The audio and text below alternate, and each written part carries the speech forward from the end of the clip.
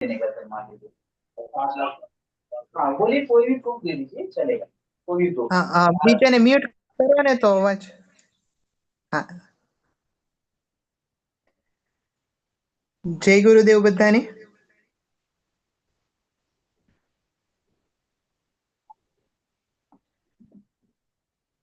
મારો અવાજ સંભળાય છે ને?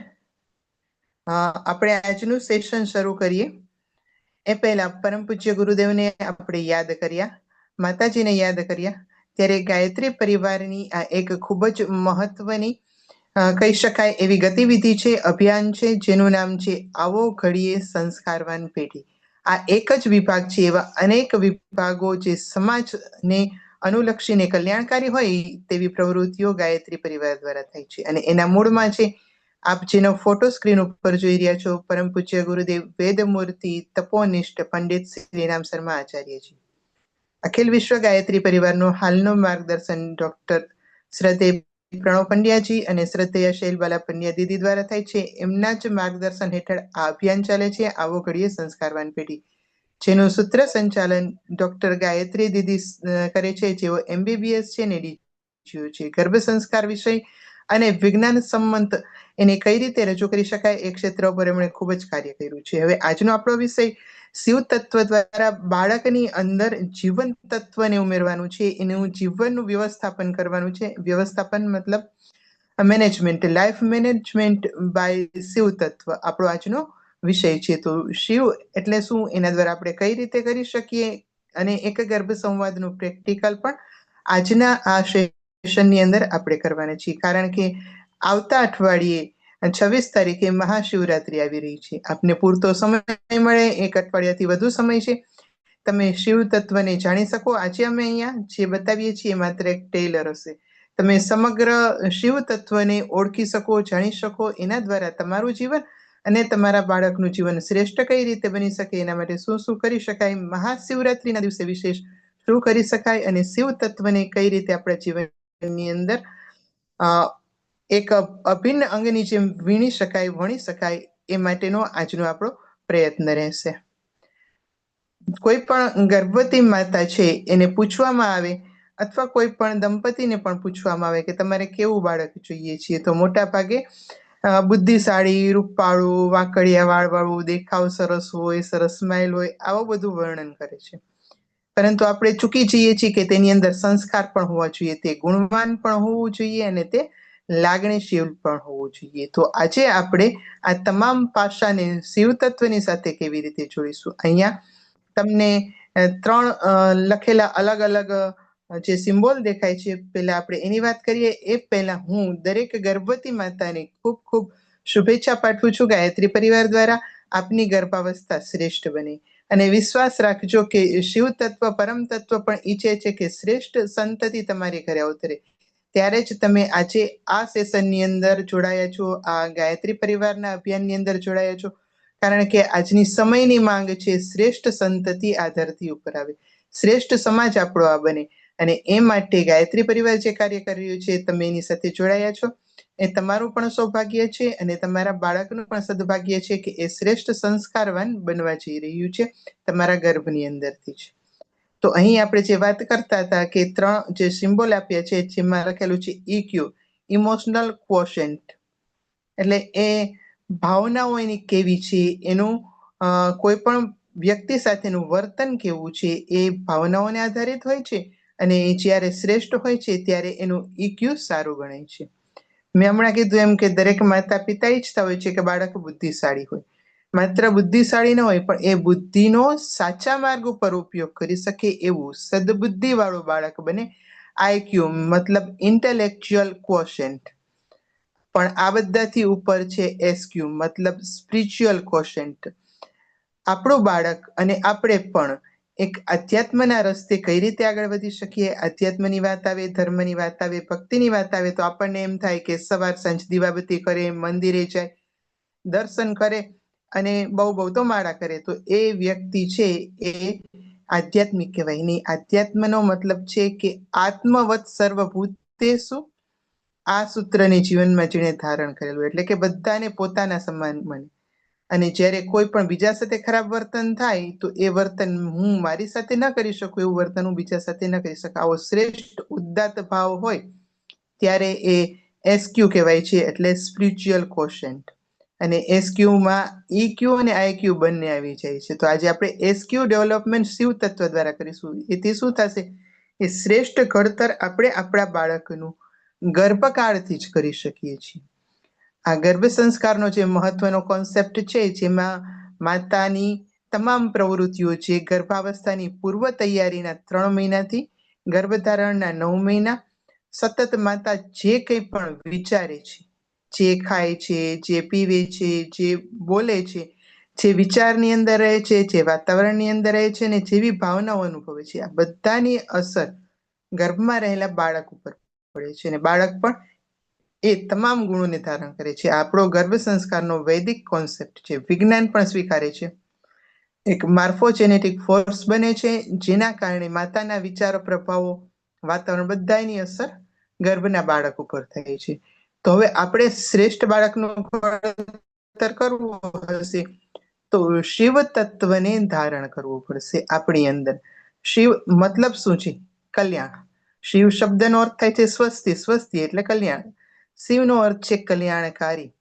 એટલે જ વેદનું એક પ્રખ્યાત સૂક્ત છે, શિવમસ્તુ સર્વ જગત. આખું જગત છે એ કલ્યાણમય બને. અહીંથી જ SQ ની શરૂઆત થઈ જાય છે. આપણે એવું નથી ઈચ્છતા કે મારું કલ્યાણ થાય, મારા પરિવારનું કલ્યાણ થાય, મારા બાળકનું કલ્યાણ થાય, મારા આસપડોશનું કલ્યાણ થાય. નહીં, આપણે એમ ઈચ્છીએ છીએ શિવમસ્તુ સર્વ જગત, એટલે આખું જગત છે એ શિવરૂપ કલ્યાણકારી રૂપ બને. એક વ્યક્તિ કીચડમાં પથ્થર નાખે તો સાથમાં જે કોઈ હોય બધા ઉપર કીચડના છાંટા ઉડે છે. એમ કોઈ એક વ્યક્તિનું પણ કંઈક અહિત થાય કે કંઈક ખોટું થઈ રહ્યું છે તો બધાની અસર એ પહોંચાડશે.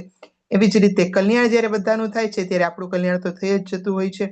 આમ આપણે સર્વનું કલ્યાણ ઈચ્છીએ છીએ. શિવનો મતલબ જ કલ્યાણ છે ને. કલ્યાણ કોનું? તો કે સમગ્ર સૃષ્ટિનું. અને આ પાઠ આપણે ક્યારે કહેવાનું છે?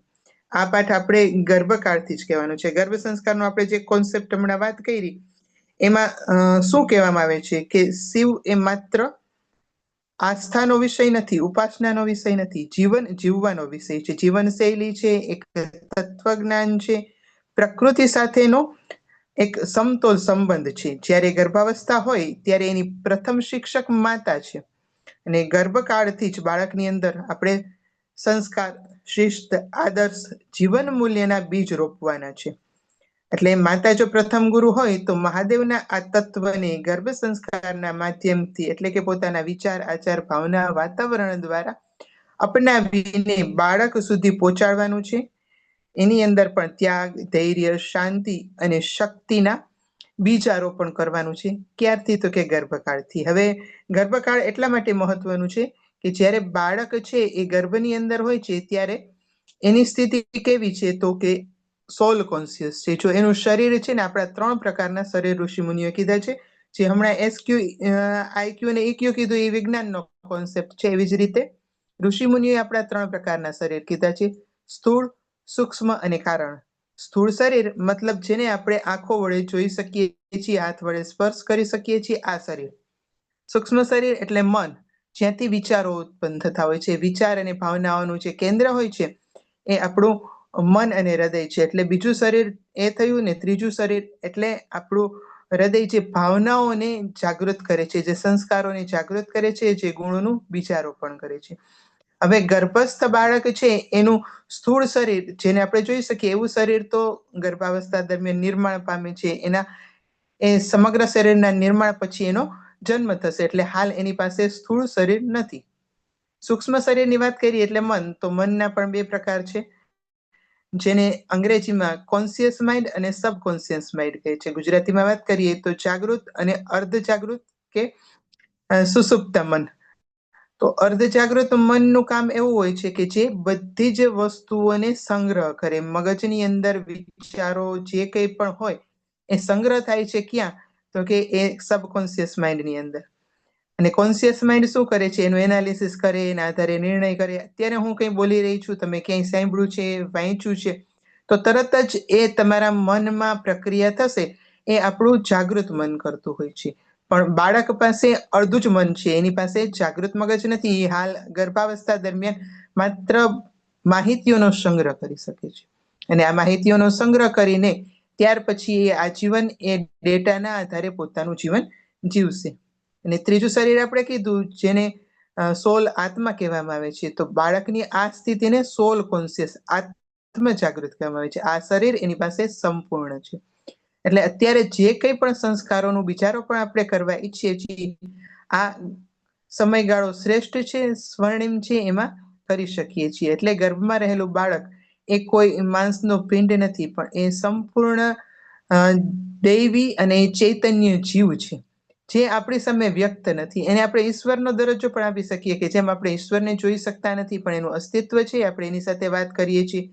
એ જ રીતે ગર્ભમાં રહેલા બાળક સાથે પણ વાત કરી શકીએ છીએ, એની સાથે આપણો સંબંધ સ્થાપી શકીએ છીએ, અને એમાં પણ શિવ તત્વને આપણે આજે જોડવાનું છે. તો ચાલો ગુરુદેવના વિચારો સાથે શરૂ કરીએ. પરમ પૂજ્ય ગુરુદેવની અમૃતવાણી એક વાંગમય છે, જેમાં ભગવાને શિવ અને એનું તત્વ દર્શન વિષય પર પરમ પૂજ્ય ગુરુદેવે આખી શિવ તત્વની વાત કરેલી છે, અને એના આધારે જ મેં આજનું આ આપણું સેશન છે એ તૈયાર કર્યું છે. એની શરૂઆત થાય છે આ શ્લોક દ્વારા. ભવાની શંકરો વંદે શ્રદ્ધા વિશ્વાસ રૂપિણો યાભ્યામ વિના ન પશ્યંતિ સિદ્ધિ સ્વાંતસ્થમીશ્વરમ. આ શ્લોક ક્યાંથી લેવામાં આવ્યો છે પહેલા એની વાત કરું. રામચરિતમાનસ આપણે જાણીએ છીએ કે તુલસીદાસજીની રચના છે. તુલસીદાસજી શરૂઆતમાં જ શંકર ભગવાનને અને પાર્વતીજીને યાદ કરે છે. તો ગુરુદેવે એક વખત એમની અમૃતવાણીમાં એવું કીધું કે ક્યાં છે ભગવાન? કૈલાશમાં. તો કૈલાસની સમગ્ર પ્રદક્ષિણા કરી પણ ભગવાન શિવ ન દેખાયા, ન પાર્વતી દેખાયા. તો કેમ ન દેખાણા? એનો જવાબ અહીંયા તુલસીદાસજી આપ્યો. પરમ પૂજ્ય ગુરુદેવ કહે છે કે ભવાની અને શંકર એ કોણ છે? શ્રદ્ધા અને વિશ્વાસનું રૂપ છે. જ્યારે શ્રદ્ધા તમારી અંદર જાગે છે, તમારા ભાવનાઓને વિશ્વાસનું સ્વરૂપ મળે છે, ત્યારે એ શિવ તત્વ શક્તિ સાથે જાગૃત થાય છે. એટલે તુલસીદાસજીએ જેમ રામચરિતમાનસની શરૂઆત કરી હતી આ શ્લોક દ્વારા, આપણા સેશનની શરૂઆત કરીએ છીએ. ભવાની શંકરો વંદે શ્રદ્ધા વિશ્વાસ રૂપિણો યાભ્યામ વિના ન પશ્યંતિ સિદ્ધિ સ્વાંતસ્થમીશ્વરમ. એના વગર શું નથી? શ્રદ્ધા અને વિશ્વાસના પ્રતીકના આધારે જ આપણે મંદિરમાં રહેલી મૂર્તિ હોય, ઘરમાં સ્થાપિત કરેલી મૂર્તિ હોય, એને પરમ તત્વનો દરજ્જો આપીએ છીએ. એના ચરણોને સ્પર્શ કરીએ છીએ. એમાં મસ્તક ઝુકાવીને આશીર્વાદ લેવાની જે ભાવના છે એ શું કહે છે કે આપણી અંદર જે શ્રદ્ધા છે એ પરમાત્માને સમર્પિત છે, આપણા વિશ્વાસ છે પરમાત્માને સમર્પિત છે. પછી આપણે જળ ચડાવીએ, બિલીપત્ર ચડાવીએ, આરતી કરીએ, પણ શ્રદ્ધા અને વિશ્વાસ વિના એ પરમાત્માની સાથે આપણું કનેક્શન સ્થાપિત થતું નથી. એટલે સૌથી પહેલા આપણી અંદર આ ગર્ભ સંસ્કાર માટે પણ જેમને વિશ્વાસ હોય કે ગર્ભ સંસ્કાર દ્વારા ગર્ભમાં રહેલા બાળકને આપણે સંસ્કારિત બનાવી શકીએ છીએ, તો જ એ વિશ્વાસ હશે અને સંભાવના છે એ શક્ય બનશે. જો તમને વિશ્વાસ જ ન હોય કે હું ગર્ભસ્થ બાળક સાથે જોડાણ કરી શકું છું, એની સાથે હું વાતચીત કરી શકું, તો બધું શક્ય બને છે, અને ન હોય તો એ નકામું બને છે. એટલે શ્રદ્ધા અને વિશ્વાસ છે આપણે રાખવા જરૂરી છે. ગર્ભમાં રહેલું બાળક છે ને એ ખુલ્લા મેદાન જેવું છે, જ્યાં માટી પથરાયેલી છે, કાંકરા છે. હવે વરસાદ આવે છે તો શું થશે? એ મેદાન છે એ વરસાદના પાણીથી ભીંજાશે અને એમાં ધીમે ધીમે અનેક પ્રકારની વનસ્પતિઓ, ઝાડી ઝાખરા ઉગી નીકળશે. એ જ મેદાન જો કોઈ માળીના હાથમાં આવી જાય અને સરસ ફૂલોના બીજ વાવી દે તો ફૂલોનો બગીચો બની જાય. કોઈ માળી એવો હોય કે જે ફળના બીજ નાખે તો એ વરસાદ પછી ફળના ઝાડ ઉગી નીકળશે. અને જો કોઈ ખેડૂત હોય તો એ ખેતરને જેમ એને ખેડે અને બીજ વાવે તો ત્યાં સરસ હર્યું ભર્યું ખેતર થાય. પણ કંઈ ન કરવામાં આવે તો શું થાય? તો કે ઝાડી ઝાખરા. એટલે આપણે જાણીએ છીએ કે આ સમયગાળો ગર્ભાવસ્થાનો એવો છે કે જ્યાં ગર્ભસ્થ બાળક છે એ તમામ વસ્તુઓને ગ્રહણ કરવા તૈયાર છે. જો કંઈ નહીં આપીએ તો એ 84 લાખ યોનિમાંથી ફરીને જે કંઈ લઈને આવ્યું હશે ને એ પોતાની સાથે જોડશે. આપણે જાણીએ છીએ કે શિવ છે એ સંહારના દેવતા છે. તો સંહાર ગમે એનો ને ગમે ત્યારે ગમે એ રીતે નથી કરી નાખતા. શિવ સંહાર એનો કરે છે જે અનિષ્ટ છે, જે દુષ્ટ છે, કે જેની જરૂર નથી. અને આ સંહાર માટે અને શિવ તત્વની પ્રેરણા માટે એમની સાથે કેટલાક પ્રતીકો જોડાયેલા છે, કેટલાક ચિહ્નો જોડાયેલા છે. હવે આ ચિહ્નોને સમજીએ અને પછી આપણે જ્યારે ગર્ભ સંવાદ કરીએ ત્યારે એને પણ આપણી સાથે જોડશું. તો શિવ સંહાર કરે છે તો આપણે સૌથી પહેલી પ્રાર્થના તો શિવને એ કરીએ કે 84 લાખ યોનિમાંથી ભટકીને અમારું બાળક આવ્યું છે, કેટલાય માનવ તરીકે એણે જન્મ પણ લીધો હશે, એ તમામમાંથી જે સદગુણો છે એ ઉભરે અને જે દુર્ગુણો છે એનું તમે જે રીતે સંહારના દેવતા છો ઉન્મૂલન કરો. શિવ મંદિરની અંદર દર્શન કરવા જઈએ ને એટલે સૌથી પહેલું પ્રતીક શિવનું એટલે વૃષભ, બળદ, જેને આપણે નંદી કહીએ છીએ. નંદી છે એ ભગવાન શિવની સામે શાંતિથી એમના તરફ મોઢું રાખીને બેઠા હોય છે. શિવનું એ વાહન ગણવામાં આવે છે અને એ શક્તિનો પુંજ છે, સૌમ્ય છે અને સાત્વિક છે. એટલે જ્યારે આપણે આપણા બાળક સાથે કનેક્ટ કરવાનું હશે ત્યારે આપણે એ રીતે વાત કરીશું. અત્યારે આપણે સમજીએ છીએ કે શિવનું આ પ્રતીક છે બળદ, એ શું કહે છે તો કે આપણે હિંમત જીવનની અંદર રાખવી જોશે, મહેનત કરવી જોશે, શક્તિ અને છતાંય સાત્વિકતા અને સૌમ્યતા એ પણ હોવી જોશે. બળદની ઉપર ત્યારે જ ભગવાન સવારી કરે છે જ્યારે એની અંદર આ ગુણ છે. એટલે ઈશ્વરની ચેતનાને ધારણ કરવા માટે જે બળદના આ ગુણો છે એ આપણી અંદર અને આપણા બાળકની અંદર હોવા જોશે. જેમ વ્યક્તિ છે એ મહેનત કરે છે તો એ પછી કોઈ પણ જગ્યાએ હોય એ શ્રેષ્ઠ બને છે. માત્ર ભારતમાં કે કોઈ દેશની વાત નથી કરતા, પણ સમગ્ર સૃષ્ટિની અંદર એ વ્યક્તિ છે જે મહેનત કરે છે એ આગળ વધે છે. એટલે ભગવાન શિવની સવારી બને છે ત્યારે જ્યારે કોઈ એને આપણે હિંમતના, શક્તિના અને સહન શક્તિના ગુણને ધારણ કરે છે. તો સૌથી પહેલા આપણે આ બળદ છે કે વૃષભ કે નંદી કહેવામાં આવે છે એના ગુણો છે એને સમજ્યા. ત્યાર પછી ભગવાન શિવની જટા ઉપર ચંદ્રમાં બિરાજમાન છે. ચંદ્ર છે ને એ મનના કારક કહેવામાં આવે છે. ચંદ્રમાં પૂર્ણ જ્ઞાનનું પણ પ્રતીક છે. શંકર ભગવાન હંમેશા ચંદ્રને ધારણ કરે છે, એટલે કોઈ પણ પરિસ્થિતિની અંદર શાંત રહેવું, પ્રફુલ્લિત રહેવું અને મન હંમેશા શાંત રાખવું, આ પ્રેરણા ભગવાન શંકરે આપી છે. એમણે આ ચંદ્ર છે ને માથા ઉપર જ શું કામ ધારણ કર્યું?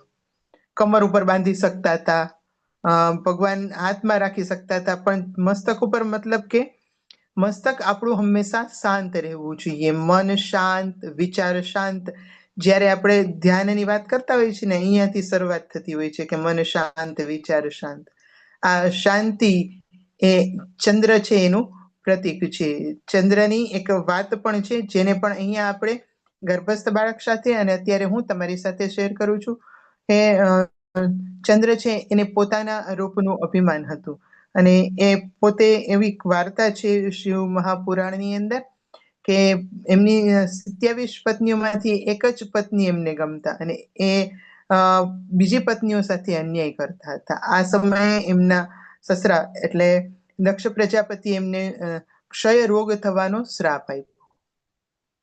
આ શ્રાપથી મુક્તિ મેળવવા માટે એમણે ભગવાન શિવની આરાધના કરી અને શિવલિંગ સ્થાપિત કરી. આ સોમનાથ મહાદેવની ઉત્પત્તિની વાત છે. એ ભગવાન શિવની એમણે જે પૂજા કરી અને અહીંયા પ્રસન્ન થયા ત્યારે ભગવાન શિવે વરદાન આપ્યું કે તમે ધીમે ધીમે ફરીથી પોતાનું રૂપ પ્રાપ્ત કરશો, પાછું પૂર્ણ સુધીનું. એટલે હવે જો ચંદ્ર શું હોય છે આપણને ખબર છે કે દરેક પખવાડિયાની અંદર એમાં જ્યારે મહિનો શરૂ થતો હોય આપણા ગુજરાતી મહિના પ્રમાણે, ત્યારે ચંદ્ર ધીમે ધીમે ધીમે ધીમે વધે. પૂનમ આવે એટલે પૂર્ણ ચંદ્ર બને અને પછી ધીમે ધીમે ધીમે ધીમે ચંદ્ર છે એની કળા ઘટતી જતી હોય છે અને અમાસના દિવસે એ ચંદ્ર છે એ સંપૂર્ણપણે ગાયબ હોય છે. આ શું બતાવે છે તો કે જીવનને આ વ્યવસ્થાપનની આપણે આજના વિષયની વાત કરીએ છીએ ને, ખૂબ મહત્વનું વ્યવસ્થાપન અહીંયા મળે છે.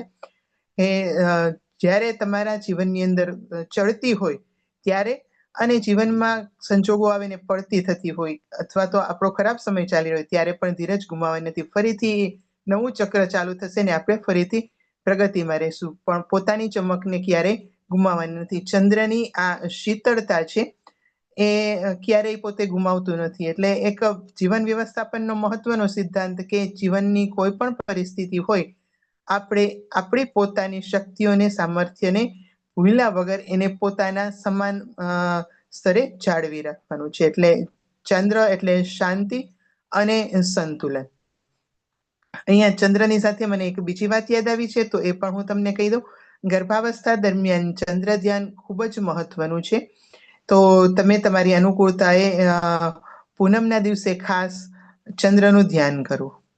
હવે આપણે મહાશિવરાત્રીની વાત કરીએ છીએ, તો અહીંયા ચંદ્રની સાથે એ પણ જોડાયેલ છે. આપણો ગુજરાતી મહિનો છે ને એ ચંદ્ર આધારિત છે, કે પૂનમ પછી 15 દિવસનું પખવાડિયું છે એ આપણે વદ કહીએ છીએ, પહેલાનું સુદ કહીએ છીએ. અને વદની જ્યારે 14 હોય છે તો દર મહિને શિવરાત્રી આવતી હોય છે, પણ મહા મહિનાની 14 એને આપણે મહાશિવરાત્રી કહેતા હોય છે. આપણા બધા જ તહેવારો છે ને એ આ મહિનાની ગણતરીના આધારે જ ઉજવવામાં આવતા હોય છે. એક મકર સંક્રાંતિ 14 જાન્યુઆરી હોય છે, બાકી બધા જ તહેવારો આપણા ગુજરાતી પંચાંગ પ્રમાણે હોય છે. અને આ પંચાંગ છે ને એ વૈજ્ઞાનિક આધાર સાથેનો બનેલો પંચાંગ છે. એટલે આપણે જ્યારે આ શીખી રહ્યા છીએ ત્યારે મહત્વનો પાઠ એ પણ શીખવાનો છે કે આપણને ખબર હોવી જોઈએ કે આજે કઈ તિથિ છે, કયું પક્ષ ચાલુ છે. એના આધારે આપણા બાળકને પણ સમજાવવાની કોશિશ કરવાની છે કે આપણું પંચાંગ ખૂબ મહત્વનું છે. એક નાનકડી વાત કહું તો હજારો અને લાખો રૂપિયાની કિંમતના ઓર્બિટ ટ્રેકર હોય છે ને એની મદદથી વૈજ્ઞાનિકોને ખબર પડે છે કે કયું ગ્રહણ ક્યારે આવશે. પરંતુ આપણું જે 40-50 રૂપિયાની કિંમતનું પંચાંગ હોય ને એ પંચાંગ પણ સાચી ગણતરી આપણને બતાવે છે કે ગ્રહણ ક્યારે થવાનું છે. તો એ વિજ્ઞાન સંમત છે આપણું પંચાંગ. તો ચંદ્રની અને સૌથી મહત્વની વસ્તુ ગર્ભાવસ્થામાં કે ચંદ્ર છે ને એનો પાણી ઉપર પ્રભાવ ખૂબ હોય છે. એટલે મેં તમને પૂનમના દિવસે ખાસ ધ્યાન કરવાનું કીધું, એનું કારણ એ છે પૂનમ અને અમાસ 14 આ સમયે મન આપણું એક અલગ જ સ્તરની અંદર હોય છે, એની શક્તિ અલગ જ સ્તરની અંદર હોય છે. કારણ કે પાણી છે, દરેક પ્રકારનું પાણી એ ચંદ્ર દ્વારા આકર્ષિત થાય છે. એટલે જ સમુદ્રની અંદર ભરતી આવતી હોય છે અને ઓટ આવતી હોય છે. તમારા શરીરની અંદર પણ 70-80% પાણી, બાળકની અંદર પણ પાણી, અને પાછું બાળક પણ ગર્ભજળની અંદર એટલે કે પાણીની અંદર રહે છે. એટલે ચંદ્રની શક્તિ એના સુધી પણ પહોંચે છે. તો આ સમયે ધ્યાન કરવાથી ચંદ્રની શીતળતા, સંતુલન તમે એની અંદર સ્થાપિત કરી શકો છો. ત્યાર પછીનો ક્રમ છે એ ગંગાજીનો છે. ગંગાજીને ભગવાન શંકરે પોતાના મસ્તક ઉપર ધારણ કરેલ છે. આ આધ્યાત્મિક જ્ઞાનની જલધારા છે. બાળક છે એ ગર્ભમાં રહેલું છે, એ પણ જળના એક પ્રવાહ સાથે રહેલું છે. તો જળ તત્વને પણ આપણા જીવનની અંદર ખૂબ મહત્વની વાત અહીંયા ગંગાજી સાથે શીખવાની છે. આગળ હું વાત કરું એ પહેલા તમને ગંગાજીના ઉત્પત્તિની કથા ખબર જ હશે, પણ ટૂંકમાં જણાવી દઉં. સગર રાજાના હજારો પુત્રો છે એ પાતાળમાં બળીને ભસ્મ થયા હતા શાપને કારણે. કારણ કે એક અશ્વમેઘનો ઘોડો જ્યારે અહીંયા બંધાઈને રાખવામાં આવ્યો તો એમને એમ થયું કે આ ઋષિમુનિ જે તપ કરે છે એમણે જ એ લીધો છે, અને પરિણામે એમની સાથે યુદ્ધ કર્યું ને ઋષિમુનિના એ શ્રાપથી એ પુત્રો બળી ગયા. હવે એના ઉદ્ધાર માટે આગલી પેઢીએ પણ ખૂબ કામ કર્યું. અંતે ભગીરથની તપસ્યાને કારણે ગંગાજી પ્રસન્ન થઈ ગયા અને એણે કીધું કે આ તમારા પૂર્વજોના ઉદ્ધાર માટે હું ધરતી ઉપર આવીશ, પરંતુ મારો પ્રવાહ એટલો બધો છે કે હું આવીશ પછી સીધી પૃથ્વીમાંથી પાતાળ સુધી પહોંચી જઈશ, અને જે તમારી ઈચ્છા છે એ મુજબ તમારા પિતૃઓ સુધી પહોંચવું શક્ય નથી. તો શું કરવું? તો એનો જવાબ છે કે ભગવાન શિવને પ્રસન્ન કરો, મારા પ્રવાહને એ જ ધારણ કરી શકશે.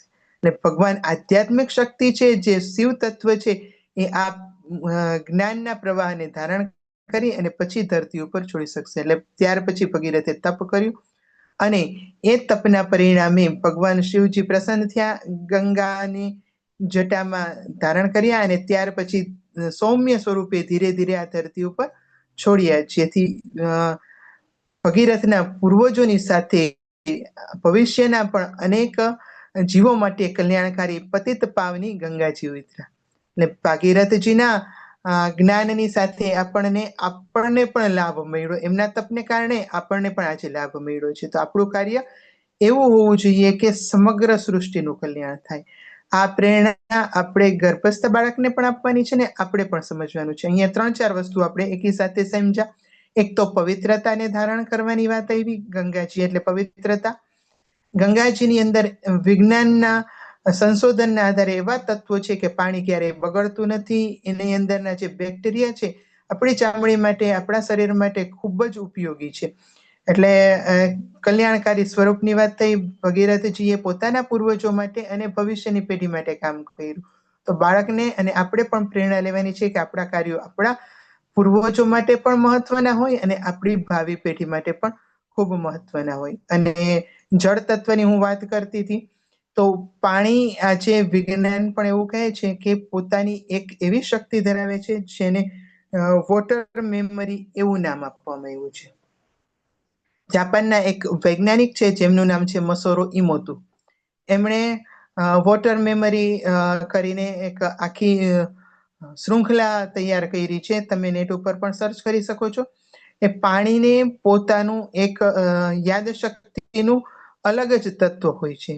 પાણી છે એની પાસે એમણે એક પ્રયોગ કર્યો કે જુદા જુદા શબ્દો બોલ્યા. એક જ પાણી હોય, અલગ અલગ વાસણની અંદર લે અને એની પાસે સકારાત્મક શબ્દ બોલે અને નકારાત્મક શબ્દ બોલે. ત્યાર પછી આ પાણીને એ ફ્રીજની અંદર જમાવી અને એનો બરફ બનાવે. ત્યારે એના જુદા જુદા શબ્દોના પ્રભાવના આધારે ક્રિસ્ટલ બનતા હતા. તો જેટલા શબ્દો સાત્વિક, જેટલી ઉર્જા સાત્વિક, એટલા એ શબ્દોની અસરથી સરસ મજાના ફૂલ જેવા ક્રિસ્ટલ બનતા. અને નેગેટિવ શબ્દોને કારણે જે આપણે ગંધારી ગોબર કીચડવાળી જે પાણીની હોય એવી સ્થિતિ દેખાતી હતી. એટલે કે એક શુદ્ધ પાણી છતાં પણ એના ક્રિસ્ટલ કેવા બન્યા તો કે એ ગટરનું ગંધારું ગોબરું પાણી હોય એવા. તો અહીંયા હું તમને એ કહેવા માંગુ છું કે પાણીને યાદશક્તિ છે. સુંદર શબ્દો દ્વારા જ્યારે પાણી ચાર્જ થાય છે ને ત્યારે એ પાણી શક્તિવાન બની જતું હોય છે. એક તો તમારું બાળક આગળ કીધું એમ ગર્ભજળની અંદર છે, પાણીની અંદર રહે છે. ત્યારે આ 9 મહિના દરમિયાન આપણે શબ્દો છે એ એવા બોલીએ કે પાણી છે એ ઉર્જાને ધારણ કરે છે અને બાળક સુધી પહોંચાડે. એટલે શિવ તત્વને ધારણ કરી એના જ ગુણોને યાદ કરી, એના ચિંતનને યાદ કરી બાળકને શ્રેષ્ઠ બનાવી શકાય છે. અને જ્યારે જ્યારે પણ તમે પૂજા માટે કે ભગવાનનું નામ જપવા માટે બેસો ત્યારે તાંબાના કળશની અંદર પાણી ભરીને રાખવાનું અને પછી મંત્ર જાપ કરવાના. ભલે તમે મૌન મંત્ર જાપ કરતા હોય પણ આપણા વિચારોના પણ વાઇબ્રેશન હોય છે. અને જો જોરથી બોલતા હોય તો એના પણ. એટલે આ શક્તિ પાણીની અંદર ભળે છે ને ત્યાર પછી આ પાણી છે એને તમારે પીવાના ઉપયોગમાં લેવાનું છે. એને વોટર ચાર્જ કહેવામાં આવે છે. વોટર ચાર્જ બાય થોટ, આપણા વિચારો છે એના દ્વારા. અને જ્યારે આવું કરો છો ત્યારે મનમાં ભાવ તો એ જ રાખવાનો કે આપણું અને આપણા ગર્ભસ્થ બાળકનું ચિંતન શ્રેષ્ઠ બની રહ્યું છે, ગુણો સદગુણો બની રહ્યા છે અને શ્રેષ્ઠ વિકાસ થઈ રહ્યો છે. ત્યાર પછી ભગવાન શિવનું અનોખું પ્રતીક એટલે એમનું ત્રીજું નેત્ર. 3 આંખ. બધા જ પ્રાણીઓને 2 આંખ હોય ત્યારે ભગવાન શિવ પાસે 3 નેત્ર છે. આ ત્રીજું નેત્ર આપણે મોટા ભાગે એવું જ સાંભળ્યું છે કે ભગવાન જ્યારે ત્રીજું નેત્ર ખોલે છે ને ત્યારે એમાંથી આગ નીકળે અને આ આગ છે એ બધાને બળીને ભસ્મ કરી નાખે. એટલે ભગવાનના ગુસ્સા સાથે ત્રીજું નેત્ર જોડાયેલું છે. માત્ર એવું જ નથી, ભગવાન શિવનું ત્રીજું નેત્ર જ્ઞાનનું પ્રતીક છે. આપણે આને ઊંડાણથી સમજીએ તો ત્રીજી આંખ ખુલવી મતલબ કે તમારી ઇન્દ્રિયોથી ઉપર એક શ્રેષ્ઠતા છે એને ધારણ કરવી. આપણે જ્યાં ત્રીજું નેત્ર બતાવ્યું છે ને આંખમાં, એ જગ્યાએ આજ્ઞા ચક્ર કહેવામાં આવે છે. આપણા જે શરીરની અંદર 7 ચક્રો છે એમાંનું એક મહત્વપૂર્ણ ચક્ર એટલે આજ્ઞા ચક્ર. એ ત્યાં છે જ્યાં આપણે કપાળમાં આંખ ત્રીજી ભગવાન શિવની બતાવેલી છે. તો આ આંખ ઉઘડે છે ને ત્યારે આપણો જીવનનો દ્રષ્ટિકોણ બદલી જતો હોય છે. એટલા માટે જ એક સ્થાન ઉપર આપણે તિલક કરીએ છીએ. શિવની ત્રીજી આંખ જ્યાં આપણે બતાવીએ છીએ એ જ સ્થાન. એટલે આપણું પણ પોતાનું એક ત્રીજું નેત્ર છે જે આપણને ઇન્દ્રિયાતીત જ્ઞાન આપે છે. હવે આ તો આજ્ઞા ચક્રની વાત કરી એ આપણા શાસ્ત્રો મુજબની વાત છે. વિજ્ઞાન મુજબ ત્યાં જે માસ્ટર ગ્લાન્ડ, પિનિયલ અને પિટ્યુટરી એટલે મહત્વની જે ગ્રંથિઓ છે જે હોર્મોન રિલીઝ કરે છે એ બરાબર તે જ સ્થાનની અંદર આવેલી છે. એટલે આ જ્યારે જાગૃત થાય છે ત્યારે સમગ્ર શરીરનું સંતુલન બરાબર બનતું હોય છે. તો આપણા ઋષિઓ કેટલા શ્રેષ્ઠ વૈજ્ઞાનિકો હતા કે જેમને શરીર રચના અને અનોખી જાણકારી તો હતી જ, પણ એની સાથે સમગ્ર બ્રહ્માંડને જોડવાની પણ વાત હતી. આ ત્રીજા નેત્ર સાથે આપણે બ્રહ્માંડની શક્તિઓ સાથે તાલમેલ સાધી શકીએ છીએ. એટલે જ્યારે આપણે કોઈ પણ સાધુ સંતના કે મહાન વ્યક્તિના દર્શન કરવા જઈએ ને ત્યારે એ તિલક કરે ત્યારે આજ્ઞા ચક્રને હળવેથી દબાવતા હોય છે. મતલબ કે આપણું આજ્ઞા ચક્ર છે એ જાગૃત કરતા હોય છે. આજ્ઞા ચક્ર જાગૃત થાય છે ત્યારે મન શાંત બને છે, નિર્ણય લેવાની ક્ષમતા જાગૃત થાય છે, આપણા વિચારો છે એને ફિલ્ટર કરવાની એટલે કે નક્કી કરવાનું કે સારા વિચારો છે અમલમાં મૂકવા જેવા છે કે નહીં, ખરાબ વિચાર છે છોડી દેવા જેવા છે કે નહીં, આની ક્ષમતા વિકસિત થતી હોય છે. એટલે ભગવાન શિવને આપણે પ્રાર્થના કરીશું કે તમારી પાસે આ ત્રીજું નેત્ર છે એ ત્રીજું નેત્ર જે જ્ઞાનનું પ્રતીક છે, સમજણનું પ્રતીક છે, એને અમારી સાથે પણ જોડો. એટલે એક વિવેક જાગૃત અમારી અંદર થાય. જ્ઞાન ચક્ષુ મતલબ દૂરદર્શિતા અને વિવેકશીલતા.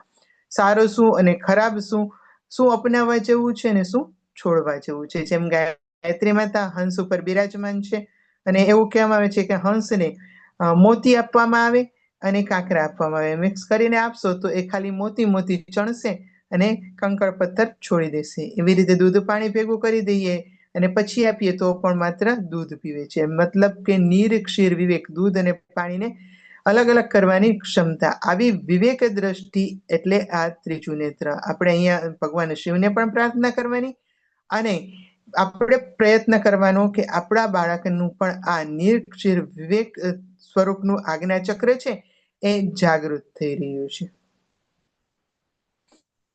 અહીંયા એક પછી એક હું તમને જે વાત કરું છું એને તમે કઈ રીતે અમલમાં મૂકી શકો ને એની પણ આપણે પછીથી વાત કરીશું. અત્યારે હવે આગળના ક્રમની અંદર જોઈએ તો ભગવાનને નીલકંઠ કહેવામાં આવે છે. એટલે જીવનમાં 3 પ્રકારના માર્ગ હોય છે. એ શ્રેષ્ઠ માર્ગ કયો છે તો કે મધ્યમ માર્ગ. અહીંયા ભગવાન શિવ ખૂબ સરસ રીતે આ તત્વ દર્શન સમજાવે છે કે મધ્યમ માર્ગ કઈ રીતે અપનાવવાનો. ખૂબ અતિશય નહીં ને સાવ છોડી દેવાનું પણ નહીં.